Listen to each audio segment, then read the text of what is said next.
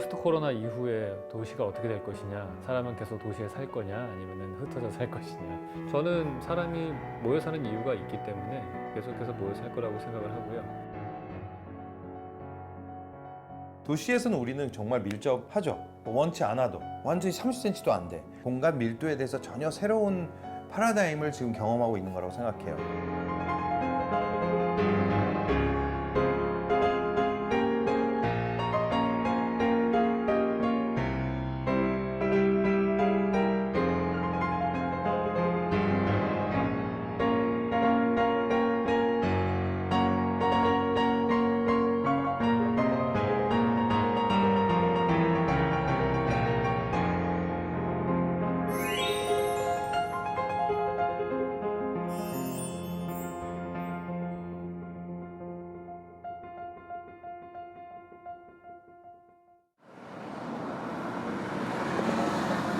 서울 도심 한복판, 고시원들이 밀집한 거리입니다. 고시원에서 생활하는 20대 청년 성경 씨가 근처 또 다른 고시원으로 이사하는 날인데요. 이삿짐이라고 하기엔 단출하지만 그래도 이사는 이사. 혼자 사는데 꼭 필요한 것들을 꼼꼼히 챙겨 새로운 나만의 공간에 들어섭니다. 이게 짐이 다예요. 작은 방 한 칸이지만 있을 건 다 있답니다. 화장실이 딸려 있는 게 편한 것 같아요. 전에는 조금 불편했거든요. 화장실이 없어가지고. 전에 고시원은 진짜 서로 이렇게 교류가 하나도 없었어요. 얘기를 해본 적이 없어요. 거기 살고 있는 분들이랑. 근데 여기는 조금 달랐으면 좋겠네요. 서울에 올라오기 전에 광주에 있었는데 제가 올해 2월 달에 대학교 졸업을 했거든요. 그래서 거의 취준생에 가까웠죠. 안녕하세요. 제 방을 잠시 보여드릴게요. 방 크기도 전에 있던 고시원보다는 2배는 더 커진 것 같아요. 방에 화장실이 있어가지고 되게 좋은 것 같아요. 그리고 전에 있던 데는 되게 좁았잖아요. 근데 여기는 넓어요. 그리고 이렇게 빨래를 걸 수 있는 데가 있고, 이 도전의 근본적인 목표는 제가 쓰고 있는 소설을 완성시키는 것이에요. 여러분 한 주 잘 보내셨나요? 오늘은 셀프 감금을 시작한 지 7일째 되는 날입니다. 그래서 지난 한 주가 어땠냐고요? 빨래도 하고 운동도 조금 하고. 고시원 생활을 영상 콘텐츠로 제작해 사람들과 소통하는 성경 씨. 반응은 어떨까요? 아직 6개월밖에 안 됐는데 댓글이 많이 올라와요. 제 이야기에 공감이 많이 된다 많이 해주시거든요. 중간중간에 그만하고 싶다라고 생각했던 적이 많았어요. 예전에는 악플 한 번만 달려도 뭔가 그게 너무 신경 쓰여가지고 이걸 내가 왜 하고 있지? 이런 생각을 할 때도 있었어요. 근데 지금은 이제 그 고비는 넘겼고요. 그래도 역시 댓글들이 많이 힘이 돼요. 그리고 함께 누군가가 나아가고 있다라는 생각도 들고요. 비록 가상의 공간이지만 그 속에서만큼은 외롭지 않습니다. 일단 제게 있어서 고시원이라는 공간은 뭔가 그냥 딱 시작에 걸맞는 공간이라고 생각했어요. 그래서 약간 고시원이라는 공간이 남들은 조금 아름답게 보지 않을 수 있지만 저한테는 약간 로망이 있는 곳이죠. 그게 다른 사람에게는 오탁방이 될 수도 있는 거지만 저한테는 약간 고시원이었던 것 같아요.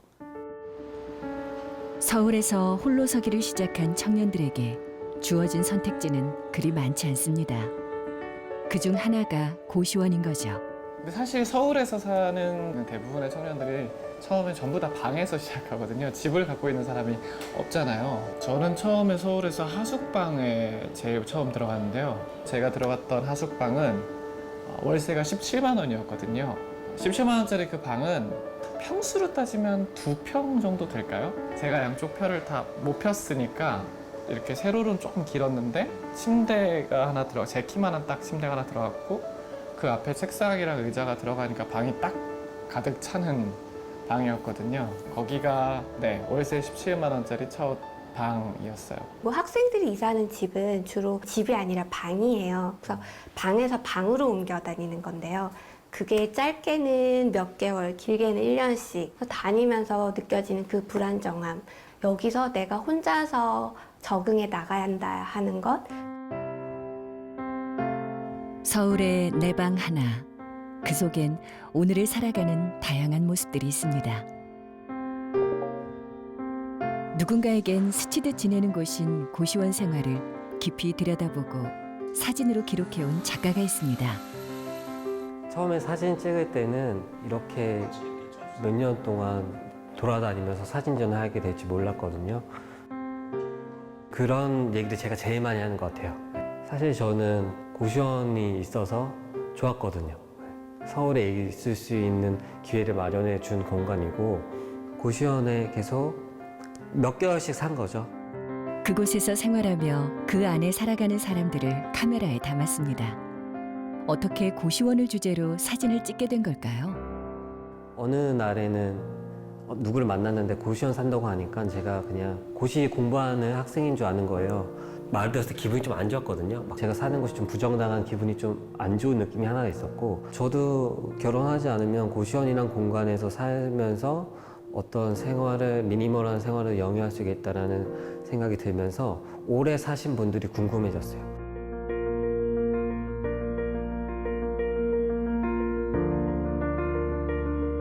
지난 1년여 동안 고시원에서의 삶을 기록한 사진 작품들.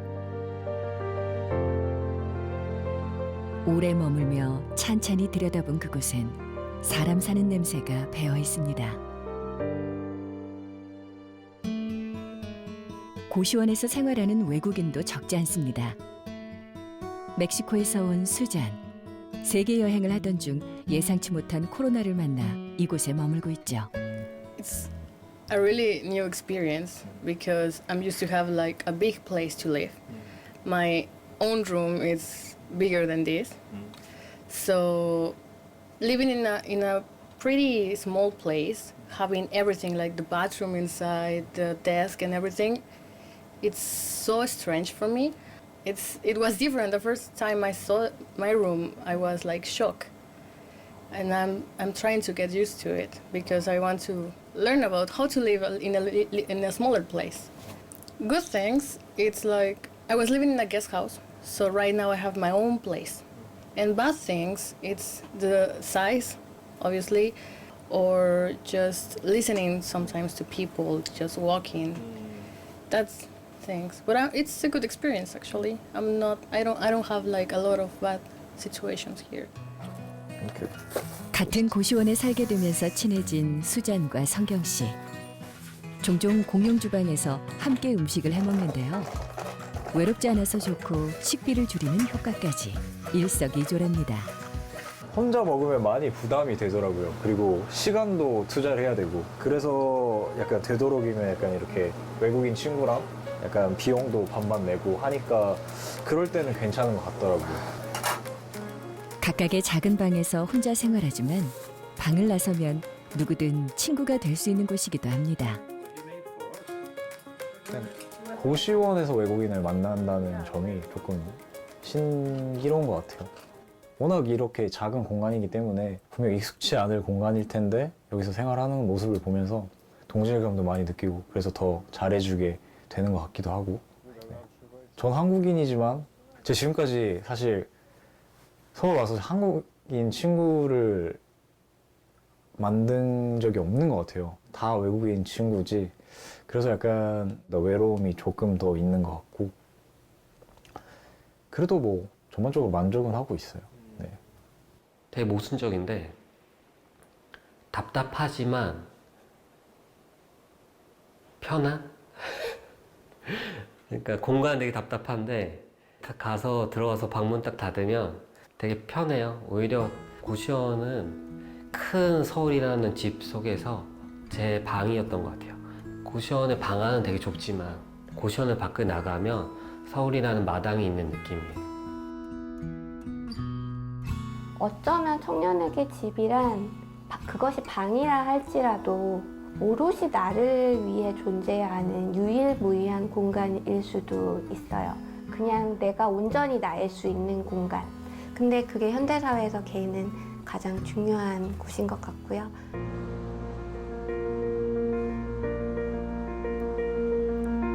도시라는 큰 울타리 안에서 나만의 안식처를 찾는 사람들.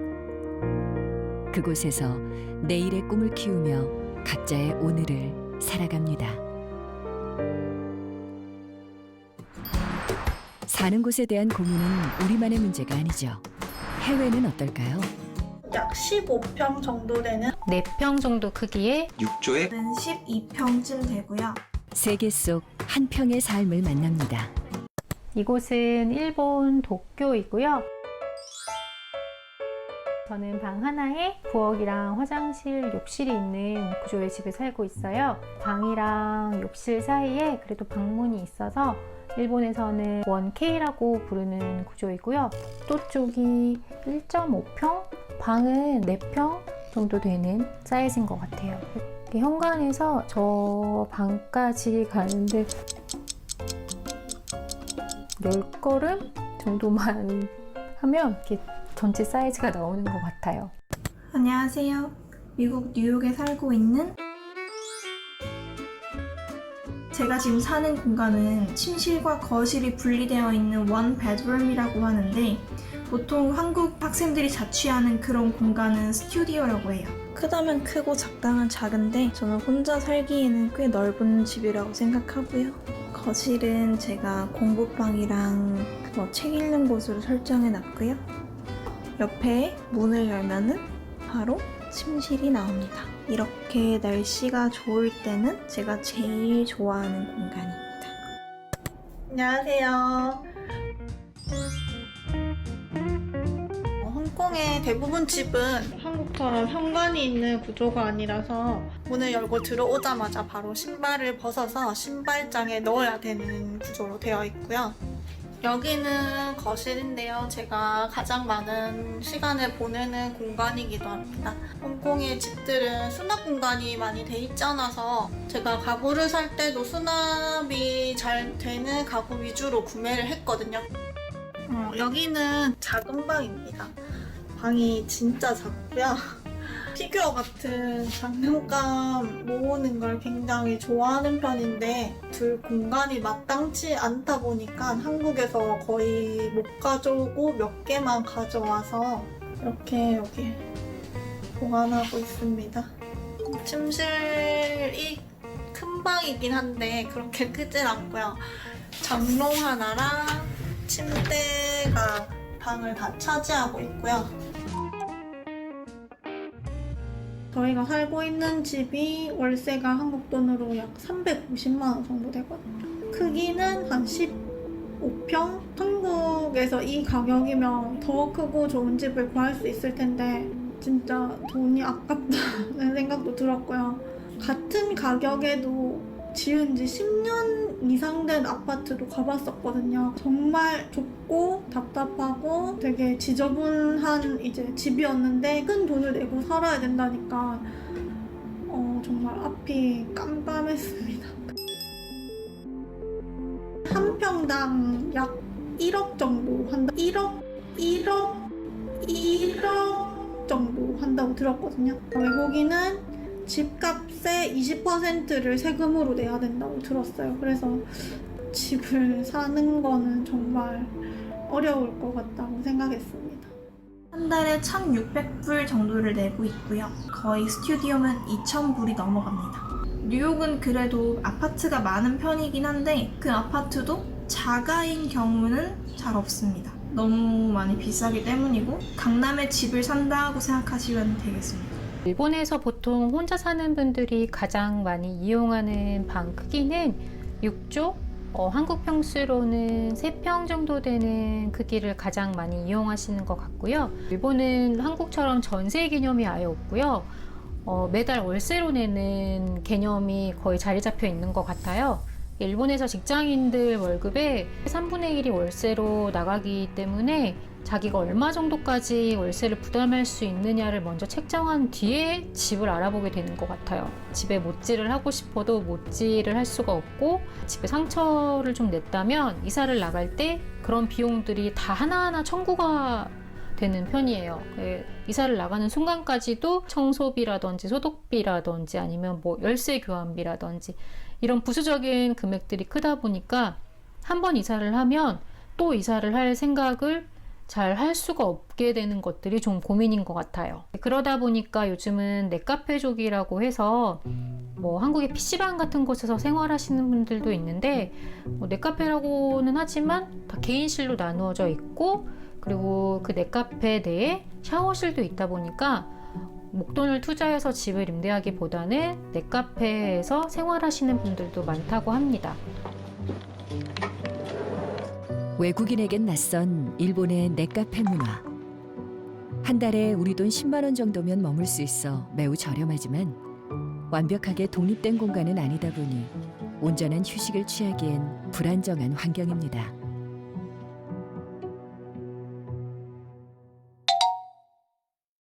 제가 이 집을 선택하게 된 이유 중 하나가 탁 트여있는 뷰와 해가 잘 들어와서인데요. 홍콩은 아시다시피 집값이 워낙 비싸서 고층 건물이라던가 엄청 다닥다닥 붙어있는 아파트들이 많은 편이에요. 그래서 빛이 잘 들어오지 않는 경우도 많고 다른 집들을 보니까 보통 빨래를 넣는 용도로 많이 사용을 하더라고요. 좀 답답함을 느낄 수 있어서 제가 좀 중점적으로 본 부분이기도 합니다. 월세가 저렴한 곳을 가면 요리를 할 수 있는 공간이 정말 없더라고요. 이 집을 제가 선택할 때도 도마를 놓을 수 있는 공간이 있다는 게 사실 좀 컸어요.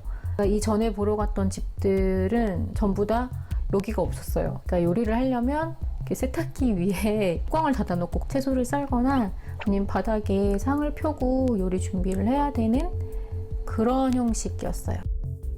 공간의 아주 작은 변화에도 삶의 질이 확 달라지네요. 여기가 제 컴포트 존이에요. 여기여서 힐링을 하기도 하고 여기 앉아서 책을 읽거나 음악을 듣거나 창밖을 바라보거나 나무 초록초록한 걸 보면서 멍 때리면은 많은 힐링이 되더라고요. 제가 여기로 이사 오기 전에는 뉴욕 미드타운에 살았는데 강남 가로수길에 살았다고 보시면 되고요. 너무 시끄럽고 사람들도 너무 많고 편의시설은 주변에 있지만 거주하면서 스트레스를 받는 일이 굉장히 많았습니다. 제가 꿈꾸는 공간은 이렇게 따닥따닥 붙어있는 집보다는 주택가를 선호하는데요. 여기는 시티라서 옆에 사이렌 소리라든지 이 영상을 찍을 때도 들리는 차 소리, 사람 소리 이런 게 많이 들리는데 그런 거에 방해받지 않고 조용히 쉴 때는 내가 온전히 고요하게 쉴 수 있는 그런 집이었으면 좋겠습니다.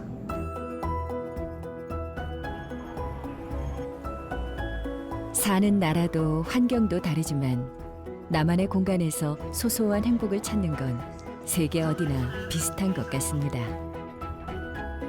끝까지 봐주셔서 감사합니다. 감사합니다.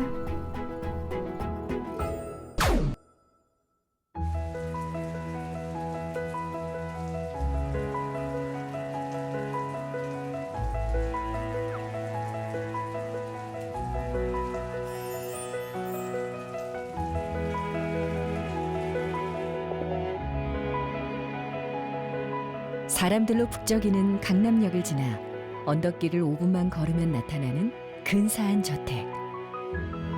여긴 어떤 공간일까요? 하품이란 마음의 안식처? 마음을 털어놓을 수 있는 가족이 정말 너무 많으니까 40명이 따로 또 함께 사는 이곳의 정체. 도시명 청년 공유 하우스입니다. 안녕하세요. 지금부터 제 방을 소개해 드릴게요. 이곳에 사는 현지 씨가 직접 내부를 소개해 준다는데요. 먼저 2층 여자들의 공간부터 공개합니다. 여러분, 저 셀프 카메라 가져왔어요. 지금부터 저희 찍을 거거든요. 제가 좀 혼자서 얘기해도 좀 이해 부탁드릴게요. 제가 한 4인실 앨범인데 들어가 보겠습니다. 8인실이고 여기 침대 4개, 여기 침대 4개가 있어요. 그래서 제 방은 바로 오자마자 왼쪽 밑에 1층 방인데 내부는 이렇게 전체적으로 보면 이렇게 약 1평 정도의 크기로 이루어져 있고 지금 여기 안에는 제가 생활하는 공간이 있는데요. 네, 저도 개인 블라인드가 있거든요. 이렇게 내리면 이제 완벽하게 막힌 개인 공간이 된답니다. 이쪽을 바라보고 이렇게 앉았을 때는 옆에 오른쪽에 선반이 있거든요. 여기 선반 벽 쪽이 이런 사진이나 쪽지 같은 거 붙이기 좋아서 이렇게 붙여두었어요. 이렇게 누웠을 때 요거 보면서 좀 자면 정서 안정이 굉장히 됐답니다. 160평 단독주택이 공유하우스로 최소한의 개인 공간과 함께 쓰는 넓은 공간이 공존하는 그야말로 따로 또 같이 살아가는 곳입니다. 학원 때문에 아니면 진로 때문에 이렇게 강남 쪽에 오셨을 때 처음에는 한 3에서 6개월 정도 계실 거라고 생각을 했고요. 이 집을 설계할 때는 개인 공간은 철저하게 잠자는 공간이다. 그리고 카페라는 공간뿐만이 아니라 이런 정원도 어떻게 보면 개인적으로는 가질 수 없는 사실 큰 공간이잖아요. 그래서 이런 뭐 160평짜리 집을 강남 한복판에 갖는다는 자체도 굉장히 매력적이지만 저는 그 속에서 정말 좋은 이웃들과 아주 편안한 관계가 되기 위해서는 어느 정도의 저희가 그 약간 어울릴 수 있는 것을 만들어줘야 된다라고 생각을 했는데 공간은 함께 쓰지만 그 안에 나름의 질서가 있습니다. 냉장고는 큰 칸이 구분돼가지고 저희 이름 다 써져 있어가지고 전 반 쓰고 있어요. 다른 방 친구들도 여기 다 적혀 있고 주로 이제 재료 사가지고 주변에 마트 가가지고 친구들이랑 나눠서 해 먹어요. 보통 1인분 하나, 3인분 하나 거의 똑같잖아요. 저 음식하는 거 좋아하는데 친구들이랑 같이 나눠 먹을 수 있어서 좋아요. 떨어져서 혼자 살게 되는 건 이제 서울 올라와서 처음이었는데 생각보다 이제 원룸에서 혼자 살다 보니까 생각했던 것보다 좋지는 않았어요. 약간 쓸쓸하기도 하고 외로움을 좀 느끼기도 하고 그렇더라고요, 제가. 검색을 해보니까 마침 여기가 나오는 거예요, 하품이. 정원도 있고 카페도 있고 사람들도 많고 그러니까 하품에서도 뭐 이런 모임 같은 걸 만들어줘요. 뭐 한강 러닝 뭐 아니면 뭐 영화 같이 보고 감상평 뭐 말하기 그런 거 아니면 바베큐 파티 이런 거 해주거든요. 같이 하면서 어울리게 이렇게 만들어주니까.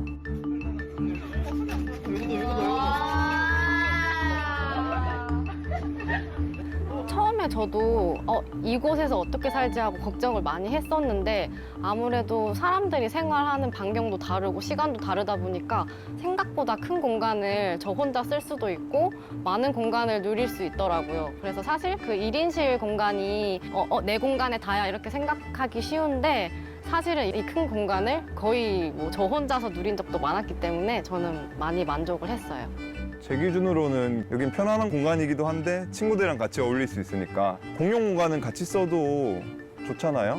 또 같이 어울리는 재미도 있기도 하고. 기존에 존재하는 주거 형태가 적합한 분들도 있지만 새로이 바뀐 이 라이프 스타일에 적합한 것이 필요한 분들이 있었고 저희는 그것에 맞추는 것을 하는 사람들인 거죠. 이제 소유라는 문제, 소유에서 경험으로 가는 것 같아요. 패러다임이. 특히 젊은 세대는 우리 부모님 세대만 해도 평생 돈을 모아서 집을 사면 그게 끝이잖아요. 뭐 성공한 삶?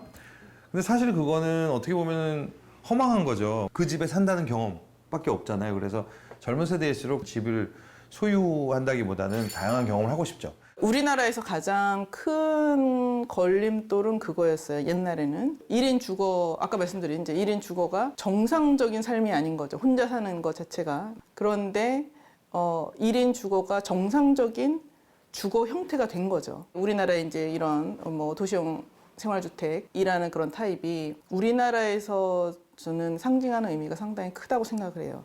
그거는 가족 시스템, 가족에 대한 뭐가 정상이고 뭐가 비정상이라고 보는 그 관점이 바뀐 거기 때문에 아주 큰 의미를 갖고 있는데요.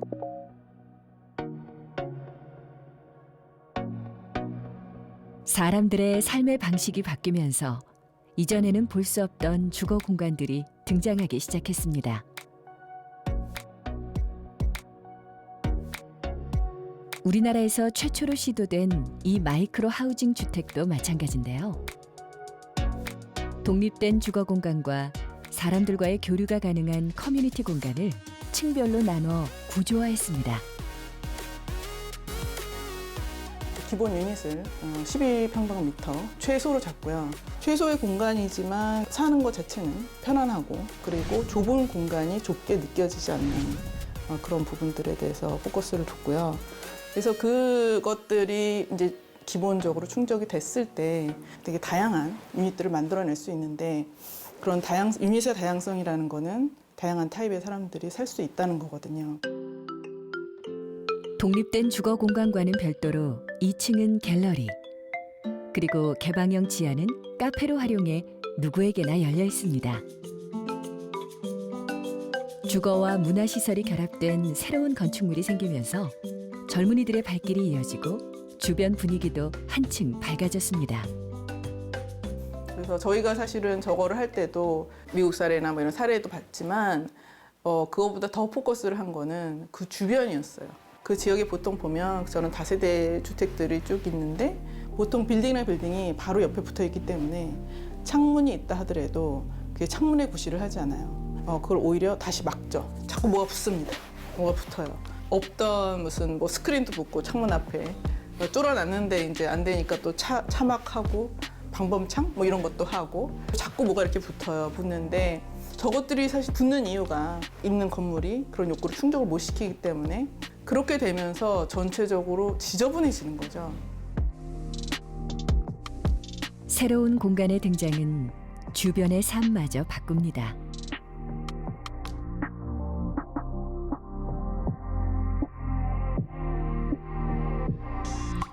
이게 서로 같이 쌍방간에 영향을 미치는 거거든요. 그래서 내 라이프 스타일도 공간에 영향을 미치지만 일단 공간이 만들어진 다음에는 공간이 또 나한테 영향을 미쳐요. 그래서 사람들도 다양한 삶들을 만들어 나가지 않을까 생각을 합니다.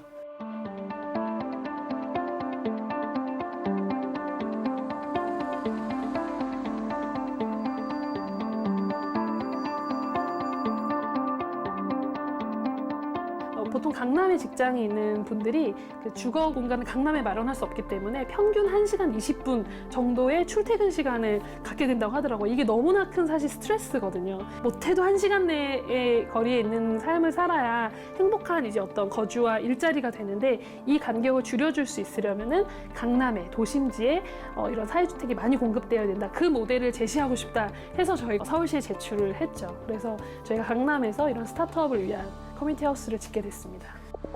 서울 한복판 노른자 위 땅. 방치돼 있던 곳에 주거와 오피스, 문화시설이 결합된 청년들을 위한 사회주택이 들어섰습니다. 탁 트인 1층은 카페와 공유 오피스. 입주자뿐 아니라 누구나 사용할 수 있는 열린 공간으로 활용되고 2층엔 청년 스타트업 기업이 입주해 공간과 사람을 연결하는 다양한 프로젝트를 펼치고 있습니다. 그야말로 청년들에 의한 청년들을 위한 곳입니다. 이 낯선 건축물이 들어설 때 동네 주민들 반응은 어땠을까요? 저희는 이제 사회주택을 짓는다고 했을 때 특히 강남에서 막 만류하실 것 같았거든요. 근데 너무나 환영해 주셨어요. 이유는 방치돼 있던 부지를 저희가 새로 완전히 건물을 지었고 또 사회주택이긴 하지만 스타트업들이 입주하는 시설이고 또 1, 2층에는 코워킹 스페이스나 뭐 F&B, 카페 이런 것들이 들어오니까 주민들도 너무 좋아하셔서 주변 분들도 여기를 너무너무 잘 사용해 주시거든요. 좀 그런 전략이 필요했던 것 같아요. 청년들을 위한 도시명 사회주택 모델은 이미 전 세계 트렌드라고 하는데요. 맥킨지라고 이제 전 세계적인 글로벌 자본을 연구하는 그 컨설팅 업체가 한번 조사를 했는데 전 세계의 굉장히 훌륭한 투자자들이 뉴욕이라든지 런던이라든지 이런 핵심 게이트 시티에 이 사회주택이나 커뮤니티 하우스를 앞으로 많이 짓는다고 해요. 이유는 너무 비싸기 때문에 이 인재들이, 미래 인재들이 그 도시에 머물 수가 없어서 떠난다는 거예요. 그러니까 결국 이 인재들을 이 도시에 묶어두려면, 이 도시에 머물기 좋게 하려면 이런 커뮤니티 스페이스나 사회주택들이 많이 공급되어야 된다. 그것이 기업 전략에서도 되게 중요한 것이다라는 보고가 있어요. 이곳이 일터이자 사는 곳이기도 한 이철빈 매니저.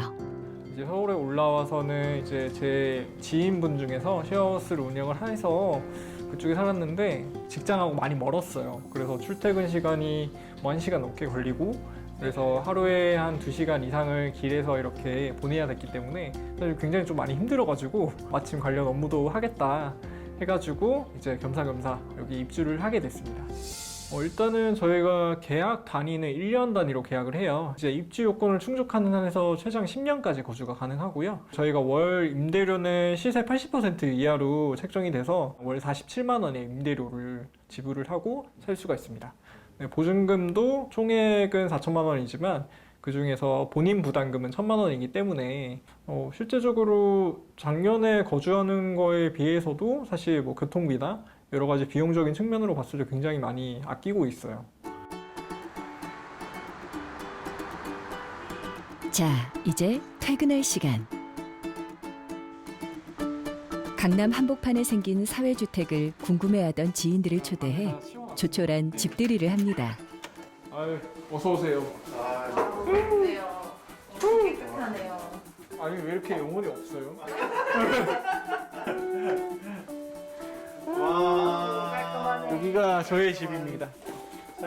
아담한 방 한 칸이지만 밝고 쾌적해 보이네요. 제 인식 속에 있던 어떤 리빙텔이나 그런 고시텔의 느낌이 전혀 아니라 깔끔하고 정갈하게 이렇게 되어 있는 느낌이 있어서 그런 게 너무 좋은 것 같고. 진짜 맛있겠네. 내가 진짜 대학교 때 리빙텔에 살았었거든. 리빙텔 여기에 진짜 반 정도밖에 안 되는 크기에 35만 원 주고 살았었어. 들어오면 바로 반짝. 겨우 문 열고 들어와서 겨우 누워서 자고. 맞아. 나도 살았었어, 고시텔. 좀 많이 사는구나. 이 안에 화장실이 있어. 근데 내 몸이 커갖고 다 못 앉아. 샤워할 때도 요런. 다양한 1인 가구들을 너무 좀 시혜의 대상으로만, 너무 복지의 관점으로만 가지는 않았으면 좋겠어요. 돈이 없더라도 정말 좀 양질의 서비스를 누리고 싶은 거는 모두 동일하고 조금 더 다양한 사람들이 그냥 누구나 쉽게 거주할 수 있고 그에 맞는 합리적인 임대료를 받는 모델로 가면 어떨까.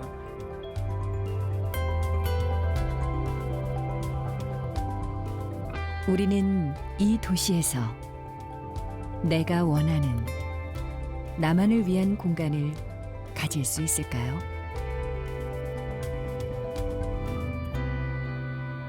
청년들에게는 정말 내가 친구들이 있고 직장이 있고 일이 있고 내일을 준비할 수 있는 그런 연결의 접점을 찾으려면 도심에 살 공간을 마련하는 것이 굉장히 중요하다고 생각합니다.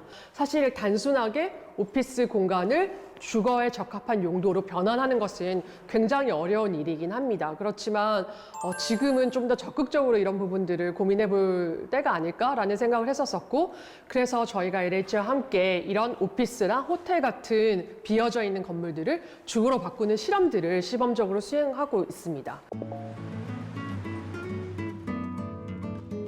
과연 어떤 방일지 너무 기대됩니다.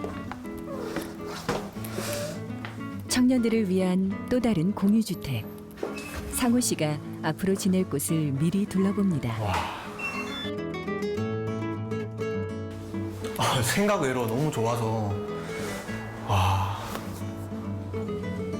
아담한 크기지만 구석구석 공간 활용해서 입주자를 위한 세심함이 느껴집니다. 탁 트인 창밖 풍경은 보너스네요. 제가 바라는 이상형입니다. 왜냐하면 일반 원룸 같은 경우는 이렇게 못해요. 그리고 일반 기숙사여도 못해요. 솔직히 복층형도 저는 처음 살아보지만 저는 이런 걸 꿈꿨거든요. 1층에 이런 업무하고 이제 공부하는 공간, 2층에 침대하는 공간. 상호 씨의 라이프 스타일에 맞춰 일과 주거가 한 곳에서 가능한 것도 마음에 쏙 듭니다. 와, 여기서 바로 자도 되겠는데요. 와,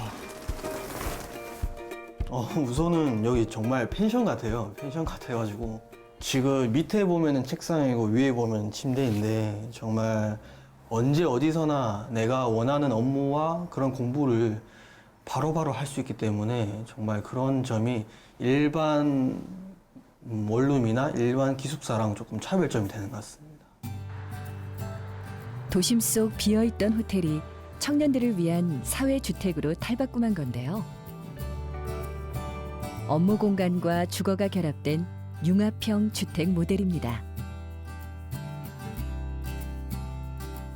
이 건물의 특징은 개인이 사용하는 공간은 컴팩트하고 아주 효율적으로 만들고, 그리고 그 공간에서 나머지 공간을 공유 공간으로서 넓게 사용할 수 있는 이런 큰 컨셉을 가지고 있고요.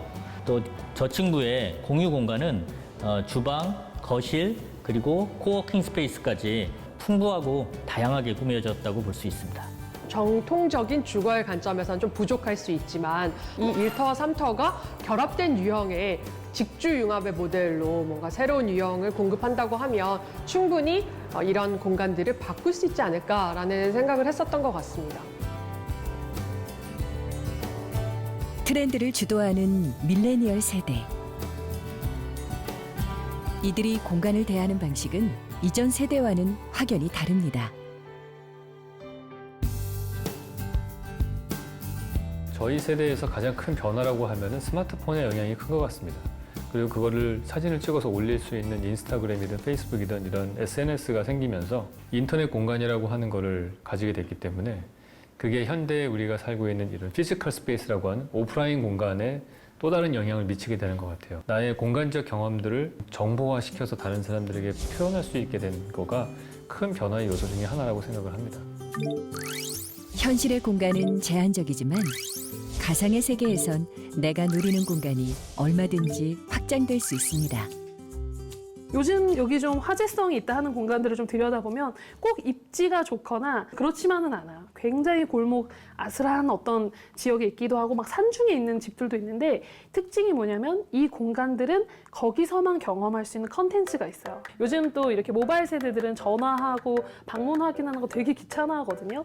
근데 한편으로 공간 운영하시는 분들은 카페를 운영하신다고 하더라도 매번 카페가 막 활성화되는 건 아니어서 손님이 없는 시간은 조금 누구를 빌려줘서 수익을 좀 내고 싶어 하시거든요. 이런 니즈가 양쪽에 있다는 걸 좀 발견했던 것 같아요. 이거를 좀 어떻게 하면 잘 공간을 가지신 분들과 공간에 필요한 분들이 연결할까 하다가 저희가 할 수 있는 일은 일단 좀 IT라는 서비스를 활용하는 거였기 때문에 제가 친하게 지내는 사장님들, 공간 운영자들 13팀을 저희가 막 등록을 시켜서 예약을 이제 받기 시작했거든요. 근데 예약이 들어오더라고요. 내가 원하는 공간을 내가 필요할 때 쓰고 싶어하는 요즘 세대. 공간을 통해 나를 돋보이게 하고 취향을 드러내는데 적극적입니다.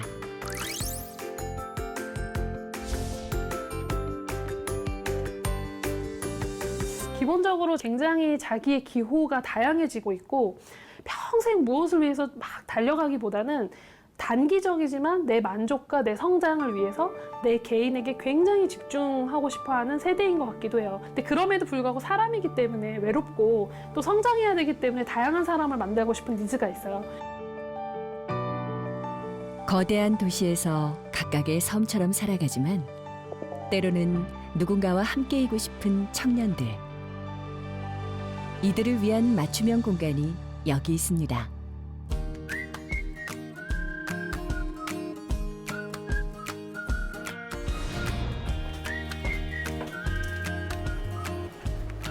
환영합니다. 치안감입니다. 들어오시죠. 유럽의 어느 저택에 온 듯 고풍스럽고 이국적인 분위기의 이곳. 어떤 공간일까요?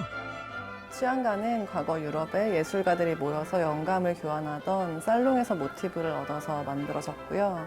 우리 시대에 맞게 재해석해서 현재는 회원제로 운영되는 문화살롱이자 사교 클럽으로 운영되고 있습니다.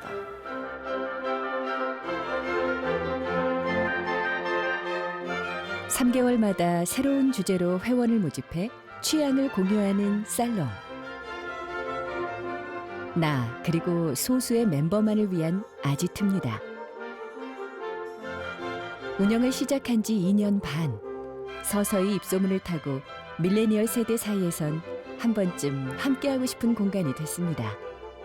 치안가는 매일 사유할 수 있는 질문과 주제들을 준비하고 있는데요. 그 질문과 주제들을 가지고 멤버들이 이곳 거실에 모여서 매일 밤 깊은 사유의 대화를 나누게 됩니다. 사회에서 또 집에서 어떻게 불리든 이곳에서만큼은 온전한 나로 존재하는데요. 사람들과 대화를 통해 나의 가치를 확인하고 취향을 나눕니다. 청년들 같은 경우에는 느슨한 연결이라는 것이 굉장히 중요한 것 같습니다. 학력이라던가 성별이라던가 어떤 것들을 지정하지 않고 순간순간 모이는 것이죠. 그렇게 모여서 자신들의 취향을 공유하고 이야기를 나누고 어떤 프로젝트를 시도해보기도 하고 그런 것들이 일이 되기도 하고 자기 개발이 되기도 하고 지금의 청년 세대는 저희의 부모님 세대와는 다르게 자신이 누려야 할 것에 대해서 그것을 이제 권리로 인식하는 경향이 강하게 나타났는데 사회적으로 볼 때는 굉장히 바람직한 현상이라고 볼 수 있고요. 사회 정책의 측면에서도 이 권리로 인식한다라는 측면에 대해서 그리고 취향이 곧 정체성이라고 인식하는 그 세대의 정체성에 대해서 좀 주목을 해볼 필요가 있을 것 같습니다.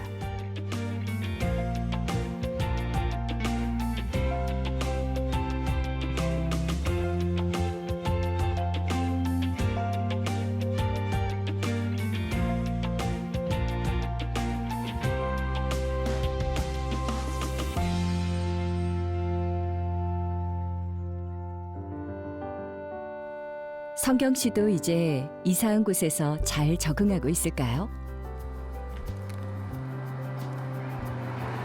맥도날드 알바가 있을 때는 8시에 출근을 하고 맥도날드가 없는 날에는 이제 배달 알바.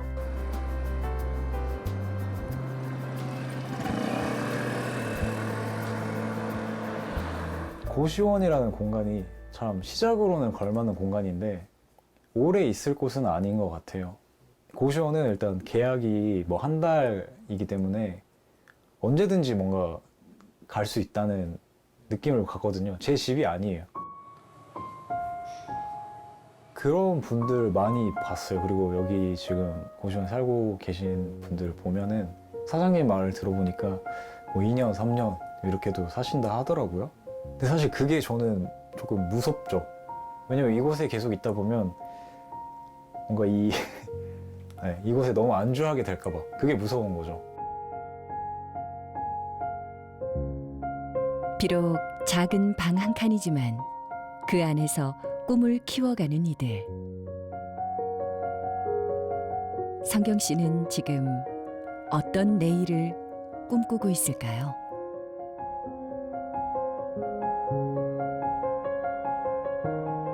사실 이거는 공간의 의미라기보다는 개인이 그 공간에서 뭘 하냐에 따라 다른 것 같아요. 자신이 그 안에서 뭘 하냐. 사실 그것도 있는 것 같아요. 상황이, 조건이 안 좋으니까 오히려 더 노력하게 되는, 이 상황에서 벗어나야겠다, 더 좋은 곳으로 가야겠다라는 생각을 들게 하기도 하더라고요. 도시 속에서 주거를 보시게 되면 가장 중요한 거는 인구 숫자라기보다는 가구 수가 더 중요한 거예요. 세대 수가. 1인 가구, 2인 가구가 늘어나면서 가구 수는 점점 늘어났고요. 인구는 실제로 늘어난 게 별로 없지만은 그거에 대한 어떤 수요가 폭증을 했는데 그거가 가구 수를 맞추기 위해서 사실은 고시원이 뭐 한 평짜리가 계속 늘어난 거고 쪽방촌도 생기고 그러는 거잖아요. 그런 거를 사실은 요즘 세대에 맞는 적절한 사이즈로 만들어야 되는 게 지금 필요한 그런 일들인 것 같고요. 내가 점유하고 있는 공간이 적으면은 도시라도 그걸 제공해 줘야 된다.